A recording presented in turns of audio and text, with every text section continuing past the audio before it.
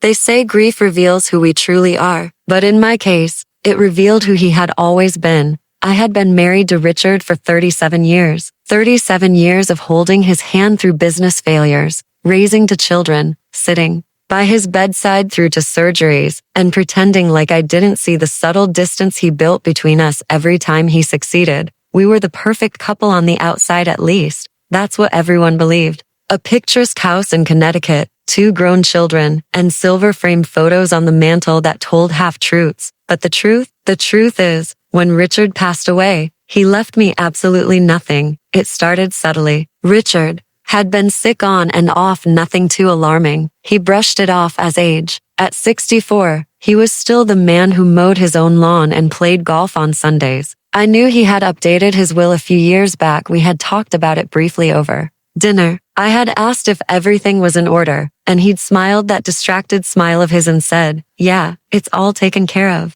I didn't ask more. That was my mistake. It was a cold Tuesday in October when I found myself pacing the sterile hospital floor. Richard had collapsed in his office. The doctors said it was a cardiac episode. He made it through that night, but barely. The days following were a blur. Machines, whispered conversations with doctors, and the sterile smell of antiseptic clinging to my clothes. I remember our son, Ben, flying in from San Francisco, and our daughter, Grace, sitting beside me with red-rimmed eyes and her hand in mine. "Mom," she said quietly one evening, "has Dad talked to you about financial stuff, just in case?"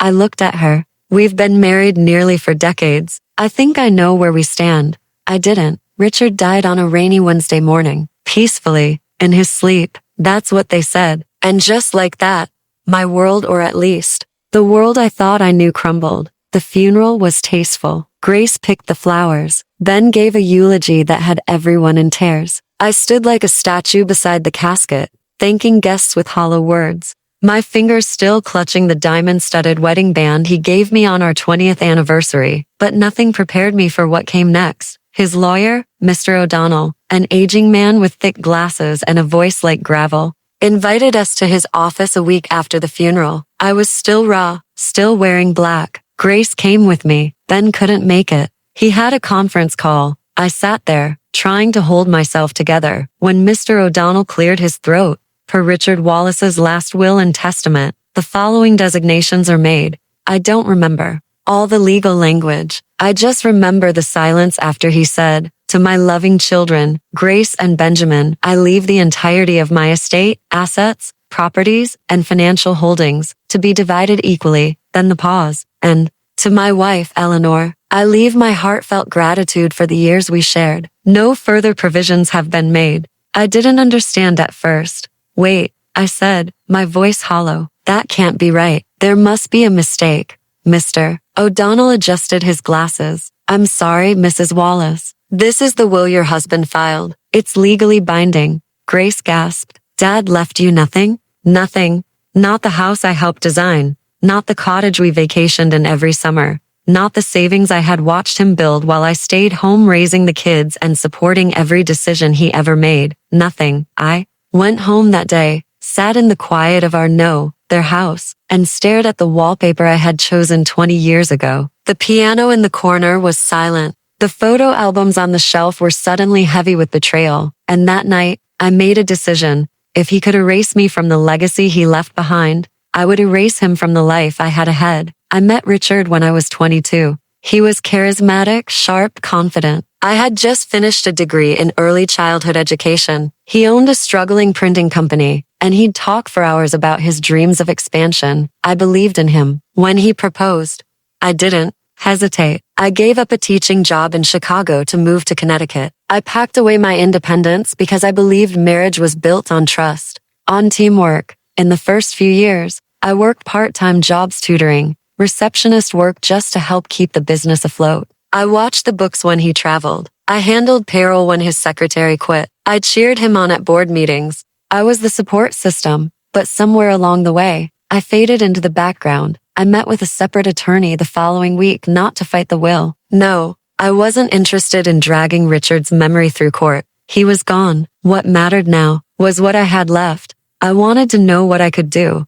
"You're not entitled to anything under the will," the attorney said carefully. but you may be eligible for an elective share under Connecticut law, essentially a portion of the estate, regardless of the will. I nodded, but, he added, this could get ugly. Ugly? It was already ugly. Richard's betrayal wasn't just legal, it was personal. And now, I needed to reclaim more than just money. I needed to reclaim me. Grace, God bless her, was furious. This is so unlike Dad. I don't understand it. He loved you, everyone knew that. But Ben didn't say much. In fact, when I called to tell him I'd be exploring the legal option for a portion of the estate, his voice turned cold. Mom, look, I don't want to get in the middle of this. It's Dad's wishes. I nearly dropped the phone. Dad's wishes? Was that all I was now? An inconvenience to be quietly swept under the will? That day, I realized something else. Richard hadn't betrayed me alone. My son, the boy I had held against my chest for hours when he had colic, he was siding with his father.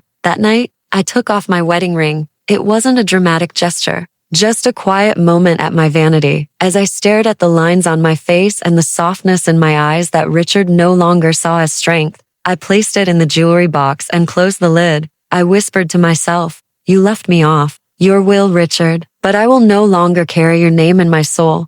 I had been erased from his future, so I began rewriting my own.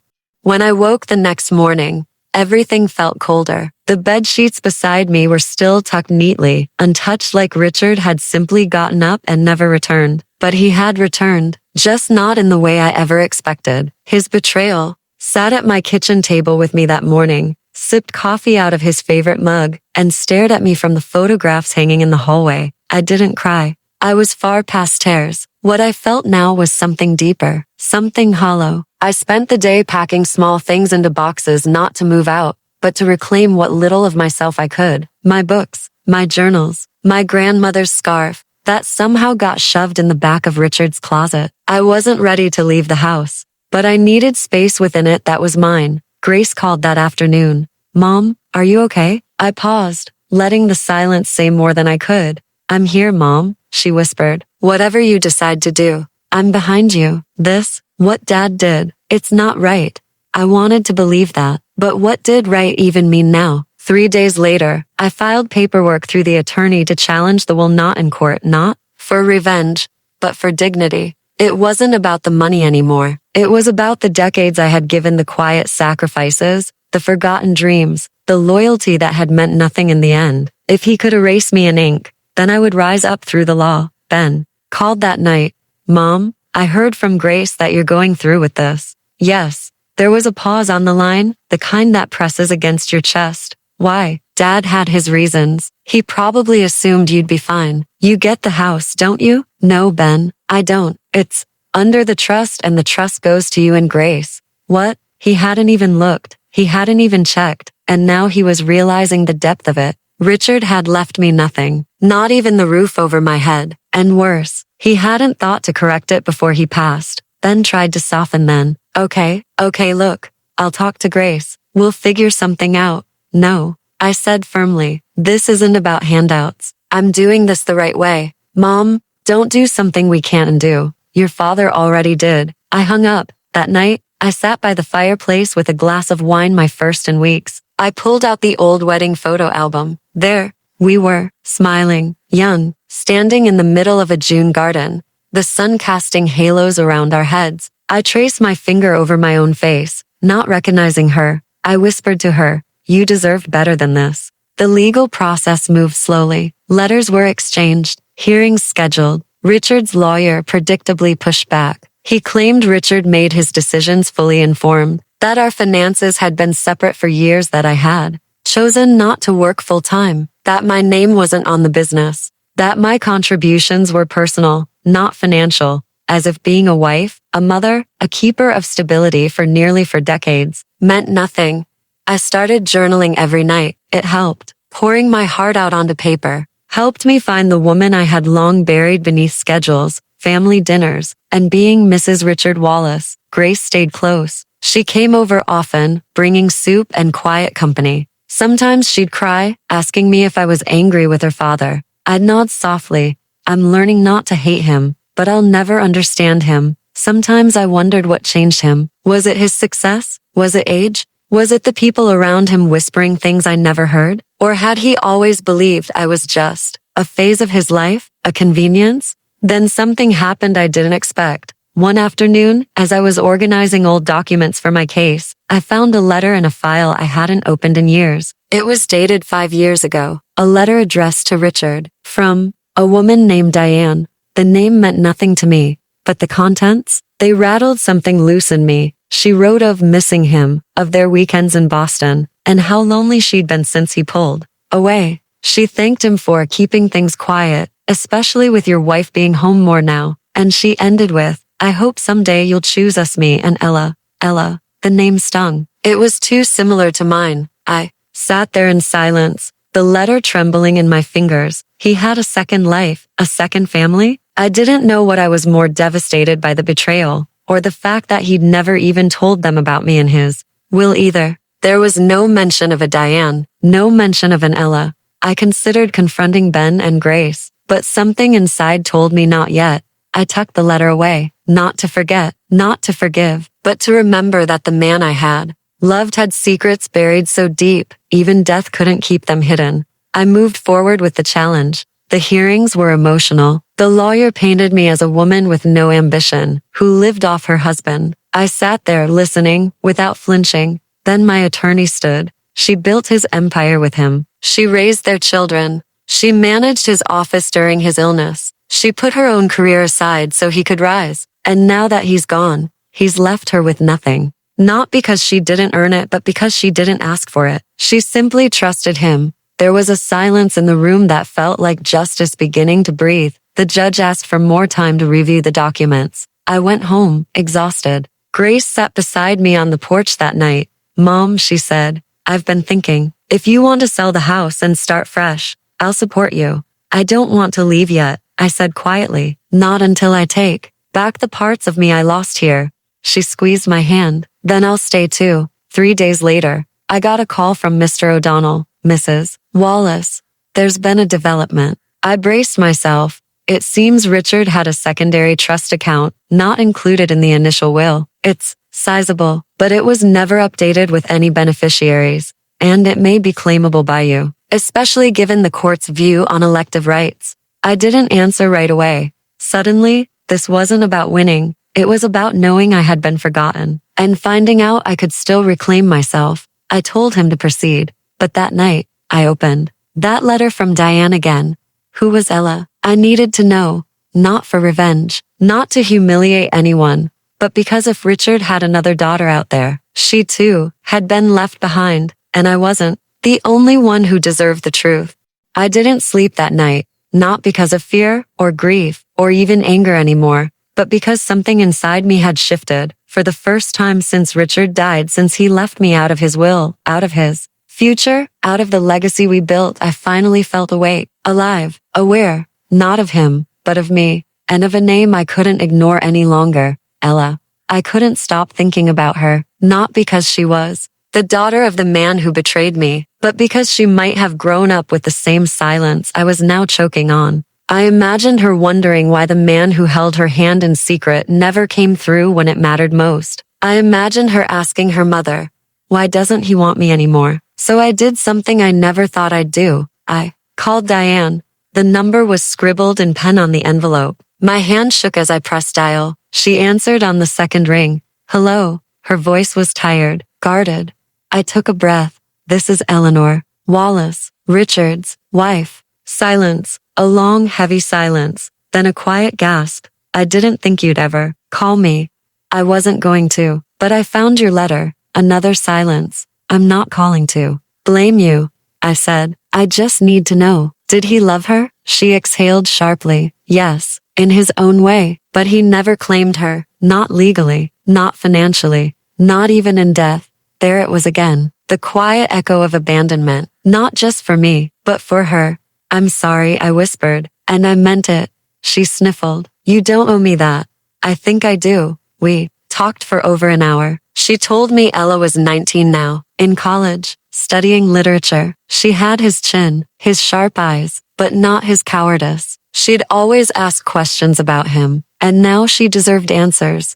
Would she want to meet me? I asked gently. She might. That night, I stared at the mirror again, but I didn't see the woman Richard left behind. I saw the woman who stayed and survived. Weeks passed. The court ruled in my favor. I received a 30% share of the estate, not out of generosity, but out of justice. Enough to secure my independence, enough to choose my future. But I didn't feel victorious. I felt unfinished until the doorbell rang one chilly afternoon. I opened it slowly. There she stood, Ella, big, brown eyes, a scarf tucked around her neck, and a hesitation in her posture that reminded me of Grace at that age. Unsure, soft-spoken. "Hi," she said. "I'm sorry if this is weird, but I just wanted to meet you." "It's not weird," I said. "It's brave." We sat in the sunroom. I made tea. She didn't speak much at first, just looked around at the photographs. The house that could have been partially hers, the legacy she was left out of. "I don't want anything," she said suddenly. "I'm not here for money. I don't even know what he told you, or didn't tell you." "I know enough," I said, "but I'd like to know more." And so she told me stories of quiet lunches in Boston, a birthday card once sent with no return address, how she used to watch the door, hoping one day he'd show up for a school recital, but he never did. "I hated him for a while," she confessed, "but not like you'd think. I hated that I missed someone who never claimed me." Her words broke something in me, because I had missed someone too, someone who was right beside me for 37 years, but never really saw me. "I want you to know something," I said gently. "What your father did to both of us, it wasn't our fault. We weren't invisible. He just chose to close his eyes." She wiped a tear. "Thank you." And for the first time in months, my house didn't feel empty. It felt healing. Later that week, Grace came by and found us baking together in the kitchen. "Who's this?" she asked curiously. "This," I said, looking at Ella, "is someone who deserved better, just like we did." Grace nodded slowly, then smiled. From that moment on, things changed, not dramatically, but beautifully. I sold the house, not because I had to, but because I wanted to. I bought a smaller place in Vermont, a cottage, with bookshelves and big windows and space to breathe. I started teaching again adult literacy, twice a week, something I'd always wanted to do but never had the time or permission. I took off Richard's last name from all my documents, not out of spite, but because it no longer fit. I traveled with Grace that summer, just the two of us. No shadows, no pretenses, no men making quiet decisions behind our backs. And Ella, she visits sometimes, sends me poems she writes in class. She calls me Miss Eleanor, and I call her my maybe daughter. And it's enough, more than enough. The world didn't end when Richard died. It began, because the truth is, he left me off the will, but in doing so, he gave me back something far greater, my voice, my power, and my name. So no, I didn't get a line in his final testament, but I wrote my own, and in it, he doesn't exist, because I learned painfully, beautifully, that being left behind isn't the end. Sometimes, it's just the beginning. WH.